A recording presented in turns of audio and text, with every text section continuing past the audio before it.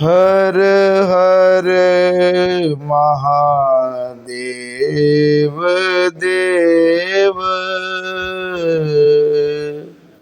हर हर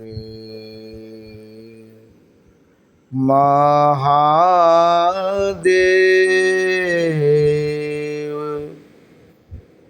धर्म प्रेमी बंधुओं, श्री शिव महापुराण रुद्र संहिता युद्ध खंड के आज 43वें अध्याय में आप सब सुनेंगे हिरण्यकशिपु की तपस्या, ब्रह्मा से वरदान पाकर उसका अत्याचार, भगवान नृसिंह द्वारा उसका वध और प्रहलाद को राज्य प्राप्ति की कथा।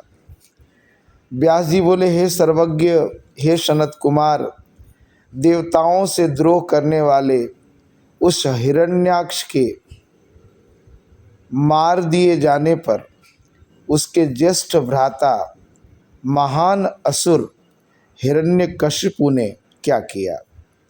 हे मुनीश्वर, मुझे इस वृत्तांत को सुनने के लिए महान कौतूहल हो रहा है। हे ब्रह्मपुत्र, कृपा करके मुझे उसे सुनाइए। आपको नमस्कार है। ब्रह्मा जी बोले, व्यास जी के वचन को सुनकर सनत कुमार शिव जी के चरण कमलों का स्मरण करके कहने लगे। सनत कुमार बोले, हे व्यास, वराह रूप धारण करने वाले भगवान विष्णु के द्वारा भाई हिरण्याक्ष का वध कर दिए जाने पर हिरण्यकशिपु क्रोध और शोक से संतप्त हो उठा। इसके बाद विष्णु से वैर में रुचि रखने वाले उस हिरण्यकशिपु ने प्रजाओं को कष्ट देने के लिए निर्दयी वीर असुरों को आज्ञा दी।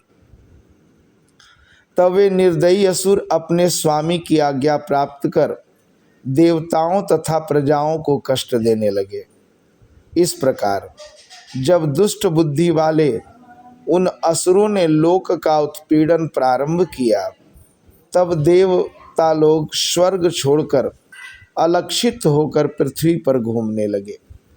हिरण्यकशिपु ने भी भाई के मर जाने से दुखित होकर उसे तिलांजलि आदि प्रदान कर उसकी स्त्री आदि को सांत्वना प्रदान की।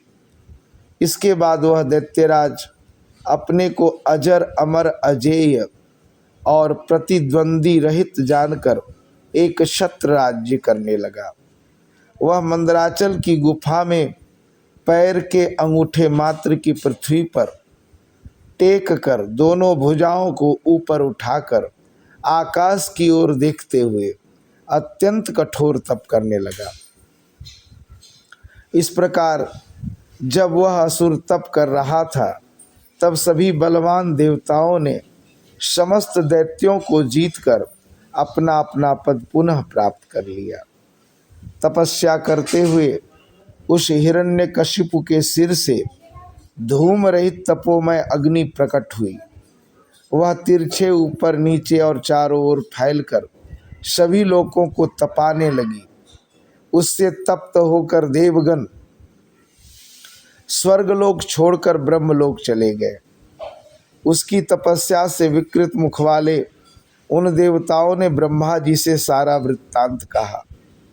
हे व्यास, उन देवताओं के द्वारा इस प्रकार कहे जाने पर स्वयंभू ब्रह्मा जी भृगु दक्ष आदि को अपने साथ लेकर उस दैत्येंद्र के आश्रम पर गए।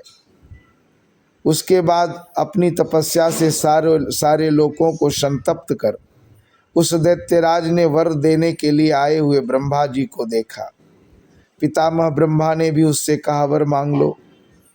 तब विधाता का मधुर वचन सुनकर वह बुद्धिमान यह वचन कहने लगा, हे भगवन, हे प्रजेश, हे पितामह, हे देव, शस्त्र अस्त्र पाश वज्र सूखे वृक्ष पहाड़ जल अग्नि और शत्रुओं के प्रहार से और देव दैत्य मुनि सिद्ध तथा आपके द्वारा रचित सृष्टि के किसी भी जीव से मुझे मृत्यु का भय न हो।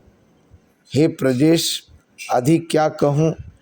स्वर्ग में, पृथ्वी पर, रात एवं दिन में, ऊपर नीचे, कहीं भी मेरी मृत्यु न हो। सनत कुमार बोले, उस दैत्य के इस प्रकार वचन को सुनकर मन में विष्णु को प्रणाम करके दया से युक्त होकर ब्रह्मा जी उससे बोले, हे दैत्येंद्र, मैं तुम पर प्रसन्न हूँ, तुम सब कुछ प्राप्त करो। हे दैत्येंद्र, अब तुम तपस्या करना छोड़ो, क्योंकि तुम्हारा मनोरथ परिपूर्ण हो गया। उठो, 96,000 वर्ष तक दानवों का राज्य करो। यह वाणी सुनकर वह हर्षित हो गया। उसके अनंतर ब्रह्मा जी के द्वारा अभिषिक्त वह दैत्य प्रमत्त होकर सभी धर्मों को नष्ट करके और देवताओं को भी युद्ध में जीतकर तीनों लोकों को नष्ट करने का विचार करने लगा। तब उस दैत्यराज से पीड़ित हुए इंद्र आदि सभी देवता भय से व्याकुल हो पितामह की आज्ञा प्राप्त करके क्षीर सागर में गए, जहाँ विष्णु शयन करते हैं। उन्होंने विष्णु को अपने लिए सुखदायक जानकर अनेक प्रकार के वचनों से उनकी स्तुति करके प्रसन्न हुए विष्णु से अपने सारा दुख निवेदित किया। तब प्रसन्न विष्णु ने उनका समस्त दुख सुनकर उन्हें अनेक वरदान दिए और शैया से उठकर अग्नि के समान तेजस्वी उन्होंने अपने अनुरूप नाना प्रकार के वाणियों से आश्वासन देते हुए कहा कि हे देवताओं, आप लोग प्रसन्न होकर अपने अपने स्थान को जाएं, मैं उस दैत्य का वध अवश्य करूँगा। हे मुनीश, विष्णु का वचन सुनकर इंद्र आदि सभी देवता अत्यंत प्रसन्न हो गए और हिरण्याक्ष के भाई को मरा हुआ मानकर अपने अपने लोक को चले गए। तदंतर महाजटा युक्त विकराल तीखे दांत स्वरूप आयुध वाले, तीक्ष्ण नखों वाले, सुंदर नासिका वाले, पूर्णतः खुले हुए मुख वाले, करोड़ों सूर्य के समान जाज्वल्यमान, अत्यंत भयंकर, अधिक क्या कहें, प्रलयकालीन अग्नि के समान प्रभाव वाले वे महात्मा विष्णु जगन्मय नृसिंह का रूप धारण करके सूर्य के अस्त होते समय असुरों की नगरी में गए। अद्भुत पराक्रम वाले नृसिंह प्रबल दैत्यों के साथ युद्ध करते हुए उन्हें मारकर शेष दैत्यों को पकड़कर घुमाने लगे और उन्होंने उन असुरों को पटक कर मार डाला। दैत्यों ने उन अतुल प्रभाव वाले नृसिंह को देखा और उन्होंने पुनः युद्ध करना प्रारंभ किया। हिरण्यकशिपु के प्रहलाद नामक पुत्र ने नृसिंह को देखकर राजा से कहा, यह मृगेंद्र जगन्मय विष्णु तो नहीं है। प्रहलाद बोले, ये भगवान अनंत नृसिंह का रूप धारण कर आपके नगर में प्रविष्ट हुए हैं, अतः आप युद्ध छोड़कर उनकी शरण में जाइए। मैं इस सिंह की विकराल मूर्ति को देख रहा हूँ। हे दैत्येंद्र, इनसे बढ़कर इस जगत में और कोई योद्धा नहीं है, अतः इनकी प्रार्थना कर आप राज्य करें। तब अपने पुत्र की बात सुनकर दुरात्मा उससे बोला, हे पुत्र, क्या तुम डर गए हो? पुत्र से इस प्रकार कहकर दैत्यों के स्वामी उस राजा ने महावीर श्रेष्ठ दैत्यों को आज्ञा दी कि हे वीरों, इस विकृत भ्रिकुटी तथा नेत्र वाले नृसिंह को पकड़ लो। तब उसकी आज्ञा से पकड़ने की इच्छा वाले दैत्य श्रेष्ठ उस सिंह की ओर जाने लगे, किंतु वे क्षण भर में इस प्रकार दग्ध हो गए जैसे कि रूप की अभिलाषा वाले पतंगे अग्नि के समीप जाते ही जल जाते। उन दैत्यों के दग्ध हो जाने पर वह दैत्यराज स्वयं सभी अस्त्र शस्त्र शक्ति पाश अंकुश अग्नि आदि के द्वारा नृसिंह से संग्राम करने लगा। हे व्यास, इस प्रकार शस्त्र धारण कर गर्जना कर क्रोधपूर्वक परस्पर युद्ध करते हुए उन दोनों महावीरों का ब्रह्मा के एक दिन के बराबर समय व्यतीत हो गया। उसके बाद अनेक भुजाओं को धारण कर चारों ओर से युद्ध करते हुए उन नृसिंह को देखकर वह दैत्य पुनः उनसे सहसा भिड़ गया। तब वह महादैत्य नाना प्रकार के शस्त्र अस्त्रों से अत्यंत दुस्सह संग्राम करके उन शस्त्र अस्त्रों के छीन हो जाने पर शूल लेकर नृसिंह पर झपट पड़ा। इसके बाद नृसिंह ने पर्वत के समान अपनी अनेक कठोर भुजाओं से उसे पकड़ लिया और भुजाओं के मध्य दोनों जानुओं पर उस दानव को रखकर मर्मभेदी नखांकुरों से उसके हृत कमल को फाड़कर उसे लहूलुहान करके उसके सभी अंगों को चूर्ण कर डाला। प्राणों से रहित हो जाने पर वह उस समय काष्ठ के समान हो गया। उस देव शत्रु के मारे जाने पर अद्भुत पराक्रम वाले विष्णु प्रसन्न होकर प्रणाम किए हुए प्रहलाद को बुलाकर उसे राज्य पर अभिषिक्त करने के अनंतर अंतर्धान हो गए।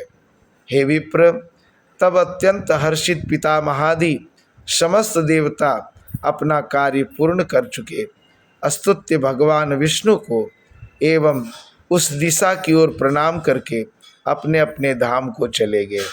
हे व्यास, मैंने प्रसंगवश रुद्र से अंधक का जन्म, वराह से हिरण्याक्ष की मृत्यु, नृसिंह से उसके भाई हिरण्यकशिपु का वध एवं प्रहलाद की राज्य प्राप्ति, इन सब का वर्णन किया। हे द्विजवर, अब आप शिव जी से प्राप्त अंधक के पराक्रम, शिव से उसके युद्ध तथा बाद में उसकी शिव जी से गणाधिपत्य की प्राप्ति को मुझसे सुनिए। इस प्रकार श्री शिव महापुराण के अंतर्गत द्वितीय रुद्र संहिता के पंचम युद्ध खंड में गणाधिपत्य प्राप्ति, अंधक जन्म, हिरण्यनेत्र, हिरण्यकशिपु वध वर्णन नामक 43वां अध्याय पूर्ण हुआ। हर हर महादेव देव। तो ये था 43वां अध्याय और कल आप सब 44वें अध्याय में सुनेंगे अंधकासुर की तपस्या, ब्रह्मा द्वारा उसे अनेक वीरों की प्राप्ति, त्रिलोकी को जीतकर उसका स्वेच्छाचार में प्रवृत्त होना, मंत्रियों द्वारा पार्वती के सौंदर्य को सुनकर मुग्ध हो शिव के पास संदेश भेजना और शिव का उत्तर सुनकर क्रुद्ध हो युद्ध के लिए उद्योग करने की कथा। आज के लिए इतना ही। धन्यवाद।